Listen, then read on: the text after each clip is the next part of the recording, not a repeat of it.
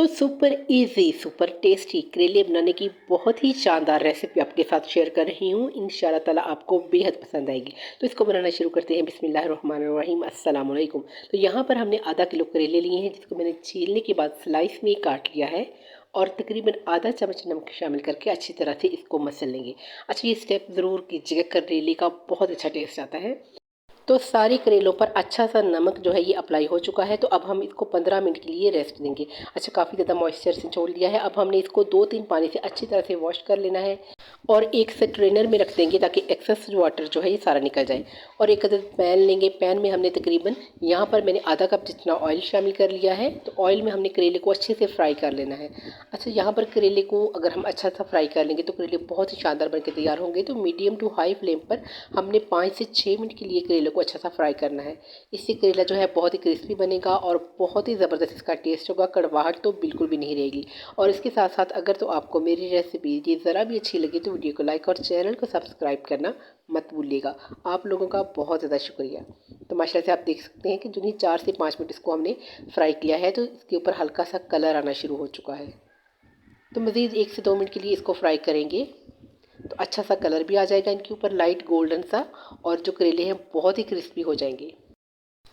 तो बस इस तरीके से अगर आप करेले बनाएंगे तो इंशाल्लाह ताला बेहद लजीज बनेंगे। यकीन करें, गोश्त, मटन और चिकन के बगैर भी आप ये प्याज वाले करेले बनाएंगे तो इंशाल्लाह ताला खाने वाले उंगलियां तक चट कर जाएंगे। ये इतने मज़े के बन के तैयार होते हैं। बस इसके लिए आपने करेलों को अच्छा सा फ्राई कर लेना है। अच्छा, इसका काला कलर नहीं करना, बस इतना हल्का सा गोल्डन कलर हो जाए, क्रिस्पी से जो हो जाए तो बस इसको निकाल लीजिएगा। तो किसी से ट्रेनर की मदद से निकाल लेंगे। बहुत ही जायकेदार बनते हैं और इसको बनाना बहुत ही आसान है। तो देखिए कितने क्रिस्पी बन चुके हैं ये। तो जो बाकी का ऑयल बच गया है इसमें हमने 2 अदद बड़े साइज़ की प्याज को मोटे स्लाइस में काट कर हमने शामिल कर दिया है। अच्छा, जो ऑयल है ये आप कम भी कर सकते हैं अपने टेस्ट के हिसाब से।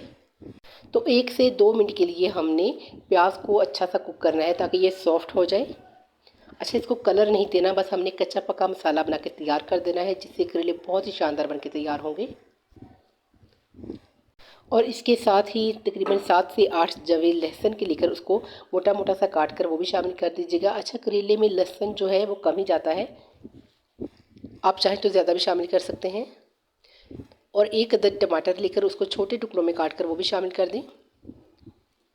अच्छे से मिक्स करें यहाँ तक कि टमाटर जो है ये अच्छे से सॉफ्ट हो जाए। और कुछ स्पाइसेस का ऐड करेंगे। तो 1 टीस्पून जितना नमक शामिल करेंगे, 1 टीस्पून जितनी ही हम सुरख रेगुलर मिर्च शामिल करेंगे, हाफ़ टी स्पून हल्दी का शामिल करेंगे और 1 टेबल स्पून जितना इसमें धनिया पाउडर का शामिल करेंगे, हाफ़ टी स्पून जितना भुना कुटा ज़ीरा। और नमक जो है वो एहतियात से शामिल कर लीजिएगा क्योंकि हम पहले करेलों को भी नमक अच्छे से लगा चुके हैं। तो अच्छी तरह से मिक्स करेंगे। जो भी स्पाइसेस अच्छी तरह से मिक्स हो जाएंगे तो हम इसमें शामिल कर देंगे इमली का पल्प। अच्छा, 5 से 6 दाने इमली के लिए उसको पानी में भिगो दें 10 से 15 मिनट के लिए। उसके बाद अच्छी तरह से उसको मसल कर इसमें शामिल कर दें। इससे बहुत अच्छा टेस्ट इन्हेंस होगा। तो एक बीज चला गया है, इसको हम निकाल देते हैं। अच्छे से मिक्स करेंगे। अच्छा, इसके पानी को भी ड्राई नहीं करना, फ्लेम को बिल्कुल हमने लो रखा हुआ है। 2 से 3 सब्ज़ मिर्चें शामिल कर दें, काट कर शामिल कर दें या इसको आप एज इट इज़ ही शामिल कर दें। अच्छे से मिक्स करेंगे। अच्छे से मिक्स करने के बाद जो फ्राई किए हुए करेले हैं वो हम इसमें शामिल कर देंगे और अच्छा सा मिक्स देंगे।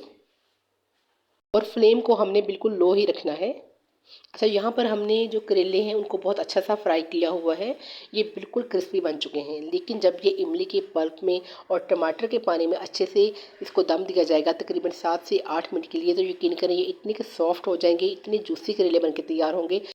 इंशाल्लाह ताला आपको बेहद पसंद आएंगे। अच्छे से इसको मिक्स करना है और कवर करेंगे।